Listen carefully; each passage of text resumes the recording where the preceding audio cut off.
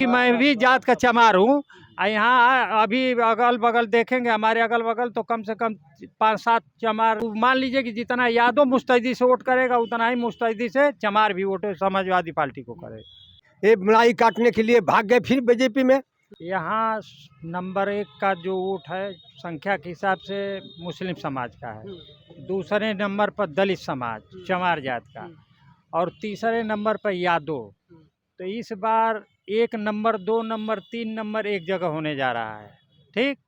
और शेष वोट जैसे राजभर, चौहान और जो ठाकुर जैसे बड़े लोग, बड़ी बिरादरी के हो, तो हर में वोट माननीय विधायक जी को मिल रहा है। और 3 वोट तो ये पार्टी लाइन से एकजुट होने जा रहा है, क्योंकि बसपा नहीं लड़ा रही है, तो बसपा का कोर वोट जितने हैं सब वोट जो है समझ इतना भरोसा आपको कि बसपा का प्रत्याशी नहीं तो बसपा की इधर ही आ रहे हैं लोग। ऐसा कि मैं भी जात का चमार हूँ। यहाँ अभी अगल बगल देखेंगे, हमारे अगल बगल तो कम से कम 5-7 चमार बिरादरी के वर्कर जो है खड़े मिलेंगे, और तमाम लोग क्षेत्र में हैं, ठीक। प्रधान, बीडीसी और तमाम जो बढ़े चढ़े अनुसूचित जात के लोग हैं। अभी तो बुलाया नहीं गया, अभी लोग फ़ोन पर बात कर रहे हैं कि कब से लगना है, कब से लगना है। एक एक वोट गिनकर अनुसूचित जात का साइकिल निशान पर पड़ेगा। मतलब बसपा का प्रत्याशी न होने से दलित समाज अब समाजवादी पार्टी का एकदम। अब मान लीजिए कि जितना यादव मुस्तैदी से वोट करेगा उतना ही मुस्तैदी से चमार भी वोट समाजवादी पार्टी को करे। वोट मांगने जाते होंगे अगर आप कार्यकर्ता हैं, तो क्या लगता है लोगों के बीच जब जाते हैं तो लोगों की रुझान क्या लगती है कि किस तरफ जाने वाले हैं? मेरा नाम कमरू जमा है, ग्राम सभा रघौली के निवासी हैं। वहाँ के 2 बार प्रधान रहे।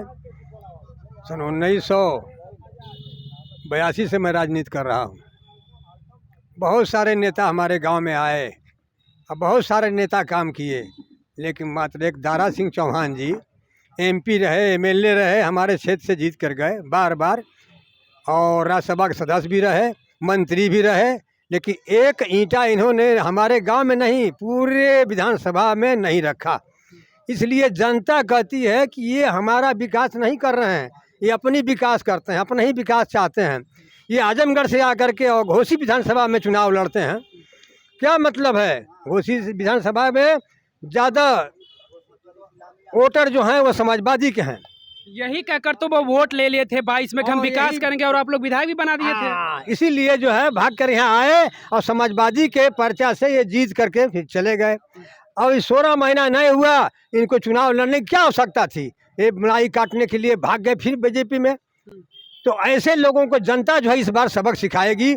सारे क्षेत्र में हम लोगों ने भ्रमण करके ये पता लगाया, हर जात हर बिरादरी में जन जन में घुस करके बैठ करके चट्टी चौराहे पर देखा गया। सारे लोग ये कह रहे हैं कि सुधाकर सिंह घर का लाल है, ये हमारे विधानसभा का एक नाक है, ये नेता है, इसके अलावा कोई नेता नहीं है। कल्पनाथ जी के मरने के बाद मात्र घोसी में एक सुधाकर सिंह हैं। हम उन्हीं के नेतृत्व में अपना योगदान करेंगे, चाहे जो भी कुछ हो जाए।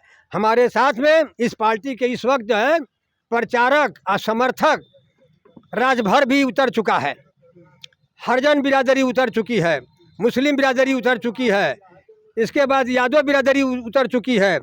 पार्टी के अलावा हमारे विधायक सुधाकर सिंह के पास व्यक्तिगत 25,000 वोट है, व्यक्तिगत उनके बनाने के हिसाब से। ओम प्रकाश तो कह रहे कि हम राजभर को ला रहे हैं। ओम प्रकाश को तो बिल्कुल जिस तरीके से पत्ता गिरता है पेड़ से, उसी तरीके से राजभरों ने गिरा दिया उनको नीचे। कोई सुनता ही नहीं उनकी बात, करता ही नहीं। उनका नाम भी कहीं क्षेत्र में नहीं आया। मैं पूरा विधानसभा का भ्रमण किया हूँ, कोई भर नाम ही नहीं लेता है। कहता है कि वो दोनों जो हैं ये दोनों एक ही सिक्के के पहलू हैं, दोनों बदलते रहते हैं। जैसे ओम प्रकाश हैं वैसे जो हैं वो ये जो है दारा सिंह चौहान जी हैं। तो इन लोगों का कोई महत्व नहीं है हमारे क्षेत्र में। बहुत भारी बहुमत से सुधाकर सिंह जो है चुनाव अब की बार जीतने जा रहे हैं। कहीं जनता लालच में ना आ जाए, ये लालच देने कि मैं सत्ता में हूँ, मैं मंत्री बनूंगा, मैं विधायक बनूंगा तो आपका विकास करूंगा। हो सकता है जनता लालच में फिर से एक बार आ जाए। ये मंत्री थे, सत्ता में थे, मंत्री से सत्ता में थे, और विधायक भी थे, एमपी भी थे, तब विकास नहीं किए। अब क्या विकास करेंगे? अब तो जनता ने उनको नकार दिया है, जिला से बाहर कर दिया है एकदम। हाँ, वो जिला में वोट लेने के लायक नहीं है। उनको पता चल जाएगा 8 तारीख को जब गिनती होगी तो पता चलेगा। ईवीएम मशीन बता देगी कि कितना वोट इनको मिला। इनकी जमानत बच जाए तो बड़ा मुश्किल है। क्या नाम है आपका? संजय यादव। क्या कहेंगे आप? यादव हैं तो यादव को वैसे भी लोग कहते हैं कि भाई वो यादव के ही हैं। आपको क्या लग रहा है? क्योंकि आप लोगों ने ही दारा सिंह चौहान को विधायक बनाया था, उनके लिए ही वोट मांगा था आप लोगों ने, क्योंकि आप समाजवादी पार्टी के कार्यकर्ता हैं। जी जी। तो अब की बार वही लोगों को जाकर आप मना कर रहे हैं कि उन्हें वोट मत करिए। देखिए, ऐसा है कि दारा जी का कोई मुद्दा नहीं है, ठीक है। और यहाँ की जनता पूरी तरीके से आम जनमानस जो है दारा से मोह भंग कर चुका है, और उसमें कुछ है नहीं।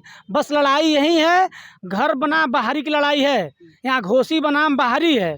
दारा को बस कोई मुद्दा नहीं है, ना हमारे पास तो विकास का मुद्दा था। माननीय अखिलेश यादव जी ने अपनी रणनीतियों की तरफ बहुत विकास की। यहाँ देख रहे हैं जो हॉस्पिटल जो बना है अभी चल नहीं रहा है। माननीय सुधाकर सिंह उस समय 2017 में विधायक, 2012-17 तक विधायक थे, उन्हीं कार्यकाल में बना था। पॉलिटेक्निक कॉलेज बना था, ITI कॉलेज बना था, यहाँ का पुल बना था। ये जितने विकास हुआ है ये माननीय सुधाकर सिंह जी के द्वारा ही हुआ है, 2012-17 की सरकार में हुआ है। बाकी जब से बीजेपी की सरकार बनी है और हम यादव हैं, बात यादव वाली नहीं है, बात यहाँ ये है दर बदलू वाली बात है। सुधाकर सिंह यहाँ के लोकल हैं और हर सुख दुख में जो है कि सबके साथ रहते हैं, चाहे विपक्ष का हो, चाहे पक्ष का हो, चाहे चमार हो, चाहे यादव हो, चाहे कोई बिरादरी हो, यहाँ जातिवाद नहीं है। तो सारे मुद्दे इस बार सिर्फ समाजवादी पार्टी के पक्ष में हैं। दारा को इस बार हरा के यहाँ से बुरी तरह से भगा दिया जाएगा, ताकि वो किसी पार्टी में जाने के लायक नहीं रहेंगे। जी, यदि सरकार चाहती उनको मंत्री बनाना तो विधान परिषद का सदस्य बना के मंत्री बना देती, लेकिन योगी जी कहे हैं कि इनका ये रवैया जो है किसी पार्टी को अच्छा नहीं लग रहा है, इसलिए कहे आप उसी विधानसभा से जाइए और टिकट लेके लड़िए, और जब जीतेंगे तो हम आपको बनाएंगे। वो तो जानते हैं नहीं जीतेंगे ना हम इनको बनाएंगे। दारा अब किसी चुनाव लड़ने के लायक नहीं रहेंगे, और यहाँ पर सुधाकर सिंह 50,000 वोट से जीतेंगे और दारा जी की जमानत जब्त करा देंगे। इस मरतबा पता चल जाएगा इनको, जो चौहान भर का वोट गिना रहे हैं इनको पता चल जाएगा कि कितना है। और ये अब सारी जनता ये इनको समझ गई है कि ये हैं बिजनेसमैन, ये हैं बिजनेसमैन। अब बिजनेस को अपने दिल में रख के ये पार्टी बदलते रहते हैं। जनता का ख्याल इनको नहीं है कि हमको जनता का काम करना, इनको अपना काम करना, जनता का विकास नहीं खुद का विकास करने के लिए ये पार्टी वो पार्टी देखे कि अब समाजवादी पार्टी की सरकार बनने वाली है। आ गई इसमें समाजवादी में नहीं बनी तो पलट दिए। वहाँ पहले कांग्रेस में थे, कांग्रेस से उभरे, कांग्रेस से बसपा में गए, बसपा में से समाजवादी में आए, समाजवादी से भाजपा में गए, भाजपा से फिर समाजवादी में आए, फिर भाजपा में चले गए। इनका यही करैक्टर है, ये करैक्टरहीन नेता है। समाजवादी पार्टी के कार्यालय पर हम थे घोसी में। हम लोगों का रुख जानने की कोशिश कर रहे थे, लोगों का रुझान जानने की कोशिश कर रहे थे, क्योंकि ये कार्यकर्ता हैं, ये लोगों के बीच जाते हैं और लोगों को समझते हैं कि आखिर लोगों का मूड क्या है। आप क्या सोचते हैं? आप भी अपना कमेंट करके अपनी राय हमें जरूर दीजिएगा। बहुत बहुत धन्यवाद।